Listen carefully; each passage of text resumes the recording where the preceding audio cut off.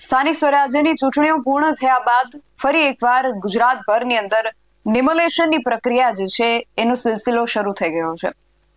ક્યાંક ડિમોલેશન બાદ આક્રંદ જોવા મળી રહ્યો છે, ક્યાંક આંસુઓ જોવા મળી રહ્યા છે, તો ક્યાંક લોકો સ્વયંભૂ રીતે સમજીને એમના ગેરકાયદેસર દબાણો પોતે જ હટાવી રહ્યા છે.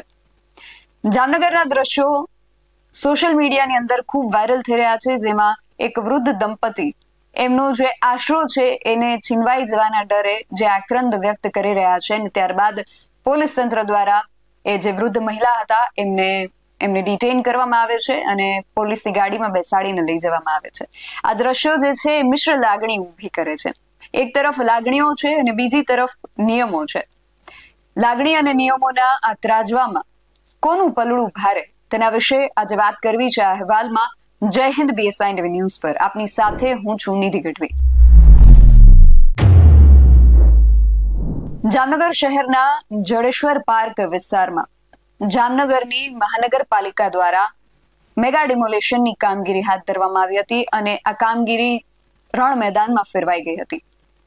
40 વર્ષથી ત્યાં જે પરિવારો વસવાટ કરતા હતા એમના મકાનો પર જ્યારે તંત્રનું બુલડોઝર ફરવા માટે પહોંચ્યું ત્યારે ત્યાંના વાતાવરણમાં આક્રંદ, ચીસો, લાગણીઓ, આંસુઓ આ બધું જોવા મળ્યું. અને ખાસ કરીને એક વૃદ્ધ દંપતી અને પોલીસ વચ્ચે જે ઝપાઝપી થઈ એ સોશિયલ મીડિયામાં ઘણી એને લઈને ચર્ચાઓ થઈ છે. લોકો અલગ અલગ પ્રતિક્રિયાઓ આપી રહ્યા છે. પરંતુ આજે આખી ઘટના હતી એણે આ ડિમોલેશનની કામગીરીને ગમગીન બનાવી દીધી. જામનગર મહાનગરપાલિકા ની આ જે ડિમોલેશનની કામગીરી છે એના વિશે થોડી વિગતે પહેલા વાત કરું તો મનપાના એસ્ટેટ વિભાગ દ્વારા પોલીસને સાથે રાખીને જામનગરના વોર્ડ નંબર 16માં જે જડેશ્વર પાર્ક વિસ્તાર આવેલો છે ત્યાં એક ઓપરેશન હાથ ધરવામાં આવ્યું હતું. એસ્ટેટ અધિકારી જે મુકેશ ગોસાઈ છે એમણે જણાવ્યું કે ગાડા માર્ગ તરીકે આ જે સરકારી જમીન છે ઓળખાતી હતી ને ત્યાં 6 આસામીઓ દ્વારા ગેરકાયદેસર દબાણ જે છે ઊભું કરવામાં આવ્યું હતું. આ જે 6 આસામીઓની એમણે વાત કરી, 6 મિલકતો કુલ ત્યાં હતી. એમાં 3 રહેણાંક મકાનો હતા, 2 કોમર્શિયલ દુકાનો હતી અને એક ખુલ્લો ભંડો હતો. અહીંયા દબાણો કરવામાં આવ્યા હતા અને આ જે જમીન છે અંદાજિત લગભગ 10,000 સ્ક્વેર ફૂટ જેટલી જમીન હતી. એમાં 5,000 ફૂટ દબાણવાળી જગ્યા હતી ને 5,000 ફૂટ જેટલી જે જગ્યા હતી એ પડતર હતી. એટલે આ જે જગ્યા છે એને ખુલ્લી કરીને અંદાજિત 3.5 કરોડ જેટલી કિંમતની આ જગ્યા છે એની કિંમત આંકવામાં આવી છે. અને અહીંયા કાયદેસરની કાર્યવાહી પણ કરવામાં આવી હતી. BPMC એક્ટની જે કલમ છે 478(1) અને 2 હેઠળ નોટિસો પણ આપવામાં આવી હતી અને નોટિસ આપ્યા બાદ આ કામગીરી જે છે એ કરવામાં આવી હોવાનું તંત્ર જે છે એમણે જણાવ્યું હતું.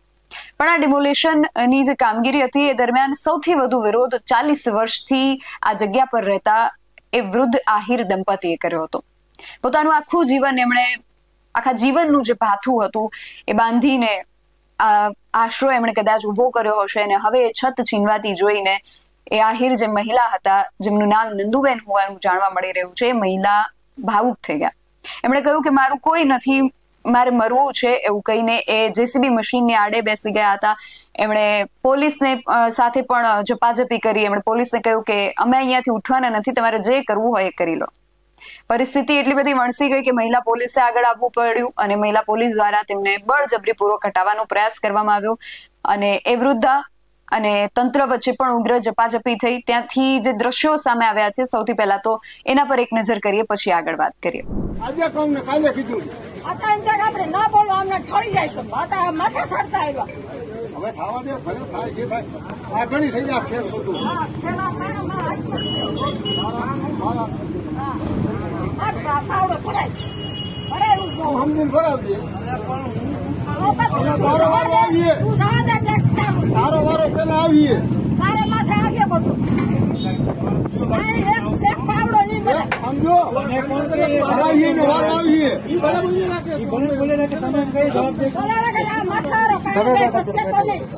આપણે આરામથી બેહો ને. કઈ નહીં આવે. ભલે જેલમાં જવું પડે આપણે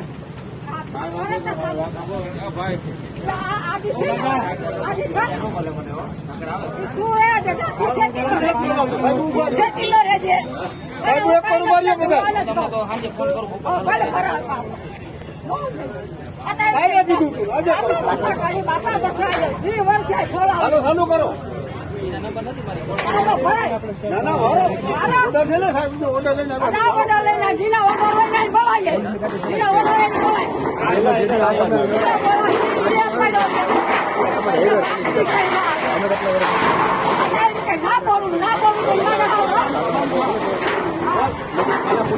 આવવાની એ થઈ ગઈ આગળ એક 9 મિનિટની રમત છે. અરે જેલની ક્યાં છે? મેં ખાઈ પીવું તો 80 વર્ષ થયા. કોકના ઢેકડા ના આપણે એ ખ્યાલ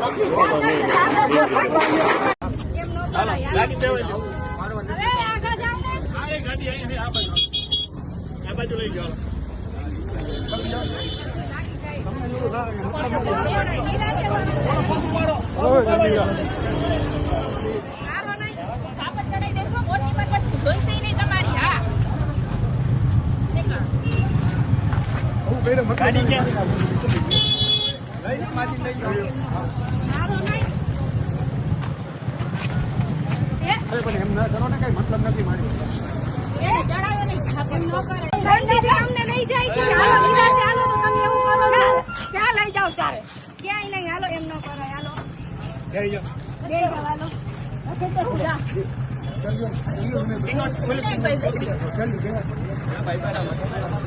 હવે બે આવજો વાંધો નહીં. આવું કઈ રહે મતલબ નથી. ઓલી બાજુ હાથ લઈ લે ને. ઓલી બાજુ હાથ લઈ લે. જ્યારથી આ વૃદ્ધ મહિલાના દ્રશ્યો સોશિયલ મીડિયાની અંદર વાયરલ થયા, લોકોએ આ બાબતને લઈને અલગ અલગ પ્રતિક્રિયાઓ આપી. એક તરફ લાગણીઓ છે અને બીજી તરફ નિયમો છે, પરંતુ જ્યારે કોઈનો આટલો જૂનો આશરો જેમણે મહેનત કરીને બંધાવ્યો હશે એને છીનવાતા જોઈને કોઈ પણ વ્યક્તિ આવેશમાં આવીને આ પ્રકારે વર્તન જે છે એ કરતી હોય છે. આ બાબતને લઈને આમ આદમી પાર્ટીના પ્રદેશ પ્રમુખ ઈશુદાન ગઢવી પણ લાલઘૂમ થયા હતા. એમણે આ આહિર દંપતી વિશે શું કહ્યું અને એમના દ્વારા આ વિષયને લઈને શું પ્રતિક્રિયા આપવામાં આવી છે એ પણ એકવાર સાંભળીએ. મિત્રો, સૌરાષ્ટ્રમાં અને ખાસ કરીને કાઠિયાવાડમાં તમે જ્યારે એની લહેકીમાં સાંભળો તો તમને ખૂબ મજા આવે. આપણી કહેવતો કે ચતુરાઈ ચારણા તણી રીત રજપૂતા આશરો આહિરનો, આ બધી આપણી પરંપરાઓ છે અને અંગ્રેજોની સલ્તનતમાં પણ આ પરંપરાઓ આપણી ટકી. આહિર સમાજના ઘરે જાઓ એટલે આશરો તમને મળે, એવો મોંઘેરો આશરો મળે. કદાચ વટે માર્ગુ ત્યાંથી નીકળતા હોય રાત્રે અને એને પણ જ્યારે આહિર સમાજનું ઘર હોય તો એને ખાવાનું હોય, રહેવાનું હોય, રાતને વાસો હોય, વ્યવસ્થા હોય, એ કોઈ ઓળખાણ હોય ને તોય આપવામાં આવે. આ આપણી પરંપરાઓ છે. પણ આ અંગ્રેજથી બદતર નિકમ્મી સરકાર અને એના શાસકોએ, આ તમે વિડીયો જુઓ, આહિર સમાજના જામનગરમાં વૃદ્ધ દંપતી રહે છે.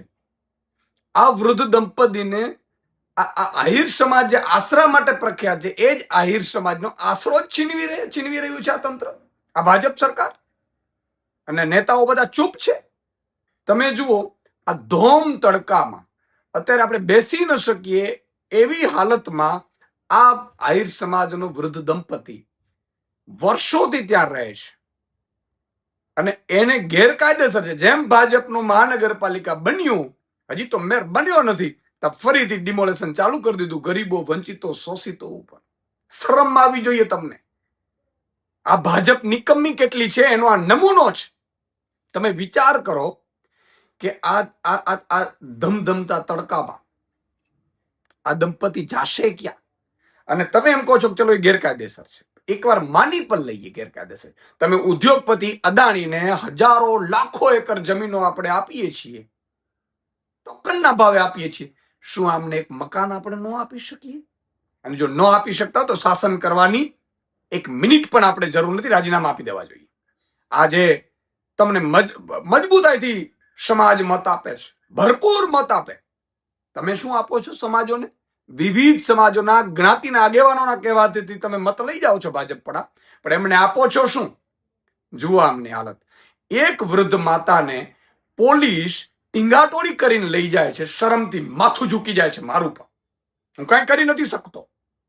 કારણ કે નમાલા શાસકો, નમાલા નેતાઓ અને અંગ્રેજથી બદતર સરકાર. આ પોલીસની પણ તાકાત ન હોવી જોઈએ, કોર્પોરેશનની પણ તાકાત ન હોવી જોઈએ અને કોઈની પણ ન હોવી જોઈએ. આવી રીતે તમારે માની લો કે ડિમોલેશન કરવું તો વ્યવસ્થા તો આપો, વૈકલ્પિક વ્યવસ્થા. મિત્રો, આ એક પીડા છે. જાગો, બીજા 10 ને જગાડો અને જ્ઞાતિ જાતિ ધર્મવાથી ઉપર આવી અને પોતાની સરકાર, જનતાની સરકાર બનાવો. નહીં તો આ દેશી અંગ્રેજો તમને મને જીવવા નહીં દે. ઈશુદાન ગઢવી પણ આ બાબતને લઈને લાલઘૂમ થયા છે અને સોશિયલ મીડિયાની અંદર પણ લોકો વૃદ્ધ મહિલા સાથે આ જે વર્તન કરવામાં આવ્યું છે એને લઈને આક્રંદપૂર્ણ ટિપ્પણીઓ જે છે એ કરી રહ્યા છે. તો સામે મનપાના અધિકારીઓ છે એમનું એવું કહેવું છે કે આ જે દબાણ છે એ બાબતે તાલુકા સ્વાગત, જિલ્લા સ્વાગત અને ઓનલાઈન પોર્ટલ પર અનેક ફરિયાદો મળી હતી ને લાંબી કાયદેસરની પ્રક્રિયા અને નોટિસના સમયગાળા પછી અમે આખરે આ કાર્યવાહી કરી છે. જોકે તંત્ર માટે આ એકમાત્ર દબાણ જે છે એ દબાણ હટાવવાની ઝુંબેશ હોઈ શકે છે, પરંતુ ત્યાં 40 વર્ષથી રહેતા આ લોકો માટે એ પોતાની જિંદગીની એમની આ મરણ મૂડી હતી અને હવે એમની મરણ મૂડી જાણે ધ્વસ્ત થઈ ગઈ છે. અને હાલ આજે જડેશ્વર પાર્ક વિસ્તારમાં કરોડોની જમીન ખુલ્લી કરાવી દેવામાં આવી છે, પરંતુ આ વૃદ્ધ પરિવારો હવે ખુલ્લા આકાશ નીચે આવી ગયા છે. એ લોકો હવે શું કરશે, એમના ભવિષ્ય ઉપર એક પ્રશ્નાર્થ મુકાઈ ગયો છે.